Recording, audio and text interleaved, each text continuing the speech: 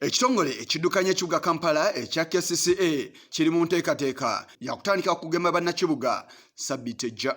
Okusinza ku mwogezi w'ekitongole kino Daniel Nowabine, abantu emitwalo 10 gye gitunuuliddwa nti bagema Sabiiti Eggya.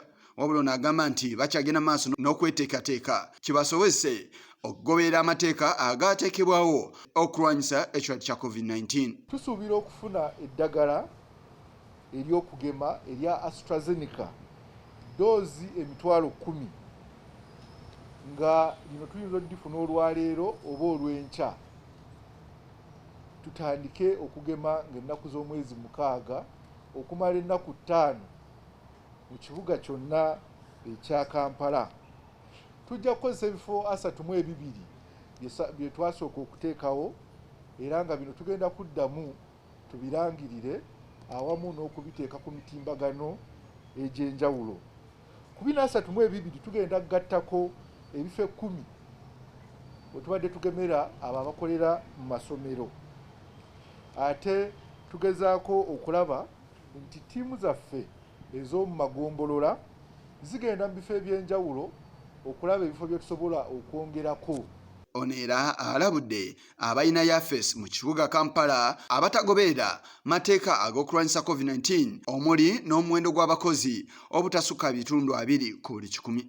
Tukuba omulanga eri abo bonna abali mu bizimbe omuli amawofiisi za keedi ne mall ez'enjawulo nti tusigale nga tugoberera ebyo ebiragiro ebyateekebwawo.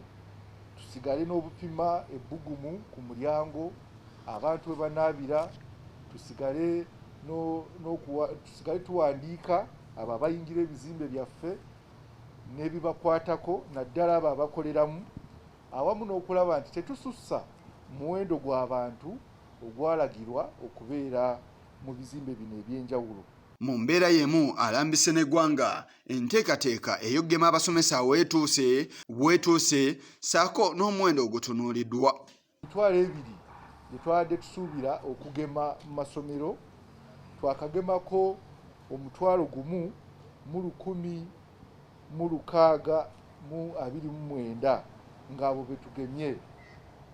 Okukimenyaamenya mu Nakawa twakagema abantu 1,906, mu Makindye abantu 2,535, mu Gombola y'omu Masekkati abantu 2,359, mu Lubaga 2,463, e Kawempe 2,366 nga bano be bakolera mu masomero. Kinajjukirwa nti Sabiiti ewedde enteekateeka ey'okugema abasomesa lwe yatandika nga ku ntandikwa ya Sabiiti eno lwe yakomekkerezebwa.